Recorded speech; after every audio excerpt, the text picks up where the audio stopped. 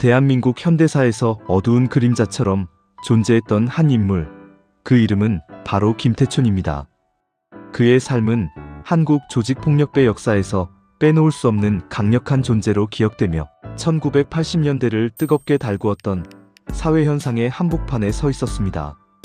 오늘은 김태촌이라는 인물이 어떻게 한국 사회의 한 단면을 보여주었는지, 그의 파란만장했던 일대기를 초기 생애부터 몰락까지, 그리고 그가 남긴 사회적 의미를 심층적으로 들여다보겠습니다. 김태촌은 범서방파의 보스로서 1980년대 서울 강남을 중심으로 세력을 확장했으며 당대 최고의 조직으로 불리던 조양은의 양은이파, 이동재의 오비파와 함께 한국의 3대 패밀리 중 하나로 군림했습니다. 그의 삶은 단순한 깡패의 이야기를 넘어 우리 사회의 권력과 폭력이 어떻게 얽혀 있었는지를 적나라하게 보여주는 매우 복합적인 사례라고 할 수 있습니다. 지금부터 그의 시작부터 몰락, 그리고 그가 사망한 이후에도 계속 회자되는 그의 그림자까지 김태촌의 모든 것을 면밀하게 추적하고 분석해 보겠습니다. 김태촌은 1948년 전라남도 광주에서 태어났습니다. 그의 어린 시절은 가난과 불안정 속에서 점철되었으며, 이러한 환경은 그가 훗날 폭력의 세계로 발을 들이게 되는 중요한 심리적, 사회적 배경이 됩니다. 그는 어린 나이부터 주먹 세계에 입문하여 광주 지역에서 빠르게 두각을 나타내기 시작했습니다. 타고난 싸움 실력과 함께 냉철하고 과감한 판단력, 그리고 조직을 이끄는 카리스마는 그를 빠르게 조직 내에서 중요한 리더의 위치로 올려놓았습니다. 당시 광주 지역의 주먹 세계는 서울과는 다른 특유의 문화와 조직 체계를 가지고 있었고, 김태촌은 이러한 환경 속에서 자신만의 입지를 확고히 다져나갔습니다. 1970년대 후반, 김태촌은 더 큰 야망을 품고 무대를 서울로 옮기면서 그의 본격적인 활동을 시작합니다. 당시 서울은 여러 강력한 조직들이 패권을 다투는 그야말로 무법천지의 격전지였고, 김태촌은 이곳에서 자신의 이름을 전국적으로 알릴 기회를 엿보고 있었습니다. 그는 광주 지역에서부터 함께 해왔던 충성스러운 조직원들을 규합하여 범서방파라는 강력한 조직을 결성합니다. 범서방파는 특히 서울 강남에 번화한 유흥가를 중심으로 세력을 급속도로 확장해 나갔습니다. 당시 강남은 급격한 경제 성장에 힘입어 새로운 부와 유흥 문화가 꽃피던 곳이었고, 이는 조직폭력배들이 이권을 차지하기 위한 주요 무대가 되었습니다. 김태촌은 매우 공격적이고 때로는 잔혹하리만큼 폭력적인 방식으로 자신의 세력을 키워나갔습니다. 그는 경쟁 조직과의 다툼에서 칼과 쇠파이프 같은 흉기를 사용하는 것을 전혀 주저하지 않았으며, 이러한 무자비함은 그를 따르는 조직원들에게는 절대적인 충성심을, 그리고 경쟁 조직에게는 상상할 수 없는 공포와 두려움을 심어주었습니다. 실제로 그가 활동하던 시대를 일컬어 회칼 시대라고 부르기도 하는데, 이는 그만큼 칼을 이용한 잔혹한 폭력이 난무했던 시기임을 단적으로 보여주는 표현이자 김태촌의 상징적인 폭력 방식을 대변하는 말이기도 합니다. 1970년대 후반에 발생한 명동 뉴코리아 호텔 사건은 김태촌과 범서방파의 잔혹성과 무자비함을 여실히 보여준 대표적인 사건으로 기록되어 있습니다. 이 사건은 김태촌이 당시 그의 경쟁 조직 보스였던 이승환을 습격하여 칼로 여러 차례 찌르는 등 중상을 입힌 사건으로 당시 사회에 엄청난 충격과 공포를 안겨주었습니다.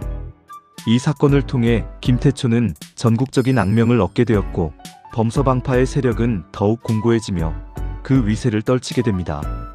그의 이러한 무자비한 행동들은 당시 언론을 통해 연일 대대적으로 보도되었고, 사람들에게 김태촌이라는 이름을 공포와 함께 각인시키는 결정적인 계기가 되었습니다. 이 사건은 단순히 조직 간의 싸움을 넘어 사회 전체의 조직폭력의 위험성을 경고하는 충격적인 메시지를 던졌습니다.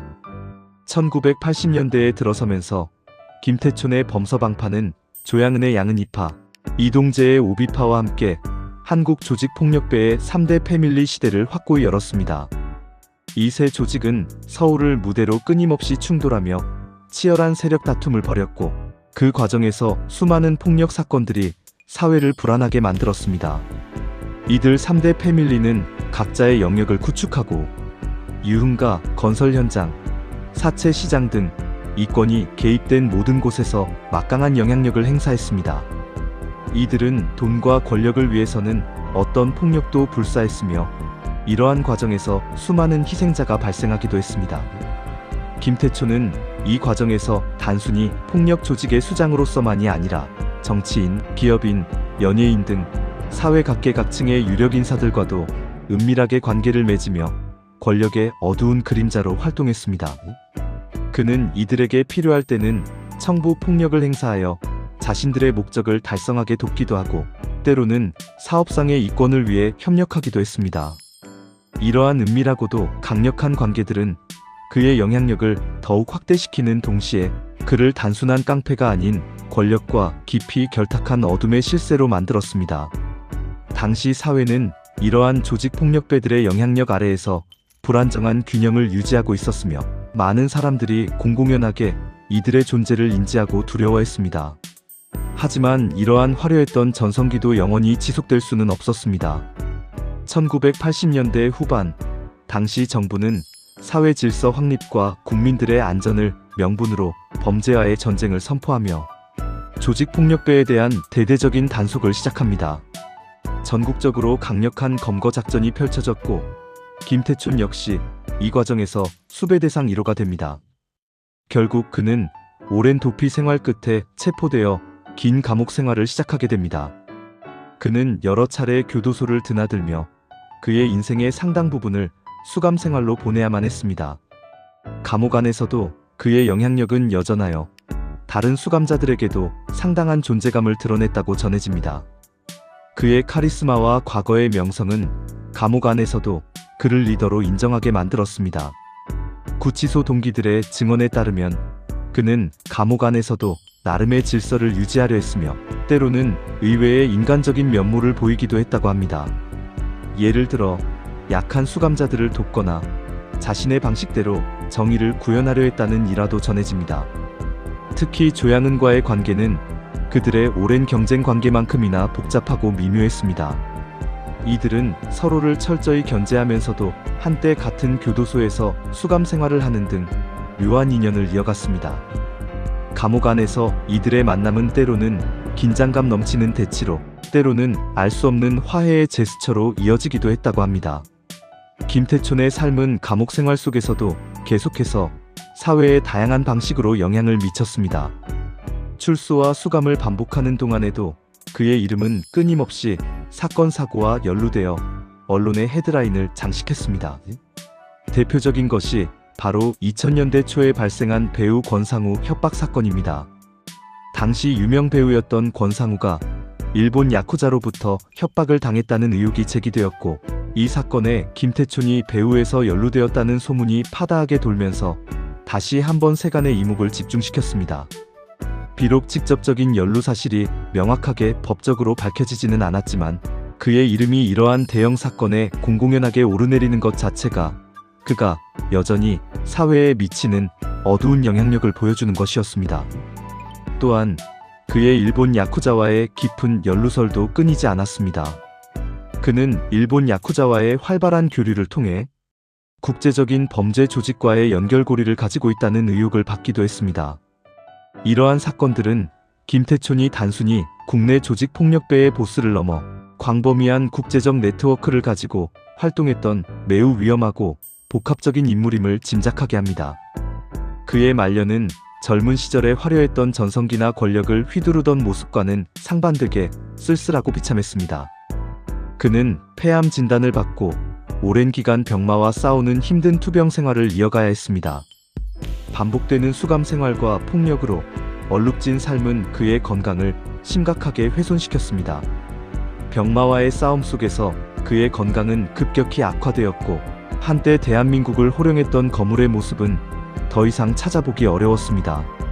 초라하고 고통스러운 투병 생활은 그의 과거를 아는 많은 이들에게 씁쓸함을 안겨주었습니다. 2013년 1월 5일 김태초는 65세의 나이로 세상을 떠났습니다. 그의 사망 소식은 다시 한번 언론과 대중의 큰 관심을 받으며 사회적으로 큰 파장을 일으켰습니다. 그의 장례식장에는 그를 추모하고 배웅하려는 수많은 조문객들이 전국 각지에서 몰려들었습니다. 이들 중에는 그의 과거 동료들뿐만 아니라 그와 직간접적으로 인연을 맺었던 사회 각계각층의 유력 인사들도 포함되어 있었습니다. 장례식 현장은 너무 많은 인파가 몰려들어 경찰이 만일의 사태에 대비하여 비상병력을 대거 배치하여 질서 유지에 나서야 할 정도였습니다. 그의 장례식은 단순한 한 인물의 죽음이 아니라 한 시대의 마감을 알리는 매우 상징적인 사건처럼 사회적으로 받아들여졌습니다. 최근 유튜브 채널 등을 통해서는 김태촌의 파란만장했던 일대기를 다룬 수많은 다큐멘터리들이 제작되어 대중에게 공개되고 있습니다. 이러한 다큐멘터리들은 그의 어린 시절의 불우한 환경부터 범서방파의 결성 과정, 당시 사회를 뒤흔들었던 3대 패밀리 간의 치열한 전쟁, 그리고 길고 고통스러웠던 감옥 생활과 폐암투병, 마지막 죽음에 이르기까지의 전 과정을 매우 상세하고 입체적으로 조명하고 있습니다.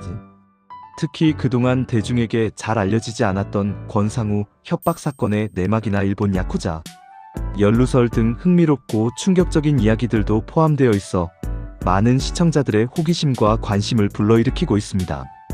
이러한 영상들은 단순한 옛 이야기를 넘어서 김태촌이라는 한 인물을 통해 한국 현대사의 어두운 단면과 권력의 이면, 그리고 폭력이 사회에 미치는 영향을 심층적으로 들여다볼 수 있는 중요한 기회를 제공하고 있습니다. 김태촌의 삶은 분명 논란과 비판의 대상이며 그의 행동들은 어떤 식으로도 정당화될 수 없습니다. 하지만 그가 한국 사회에 던진 질문들은 여전히 유효하며 우리가 깊이 성찰해야 할 문제들을 담고 있습니다. 그의 이야기는 단순한 깡패의 서사가 아닌 우리 사회가 지닌 모순과 폭력의 본질, 그리고 어둠 속에서 피어나는 권력의 유혹과 그로 인한 파괴적인 결과에 대한 깊은 성찰을 요구합니다. 그의 파란만장했던 일대기를 되짚어보면서 우리는 과연 건강하고 정의로운 사회를 만들기 위해 어떤 노력을 계속해야 할지, 그리고 폭력과 권력의 유혹 앞에서 어떻게 균형을 잡아야 할지 다시 한번 깊이 고민해 보게 됩니다. 김태촌, 그의 이름은 한국 현대사의 어두운 한 페이지로 영원히 기록될 것이며 그의 삶은 우리에게 많은 질문을 던지는 역사적 교훈으로 남을 것입니다. 그의 이야기는 단순히 한 개인의 악행을 넘어 사회, 구조적 문제와 인간 본성의 어두운 면을 탐구하는 중요한 자료가 될 것입니다. 그의 존재는 우리가 사회의 빛과 그림자를 동시에 이해하고 더 나은 미래를 위해 무엇을 해야 할지 끊임없이 고민하게 만드는 계기가 될 것입니다.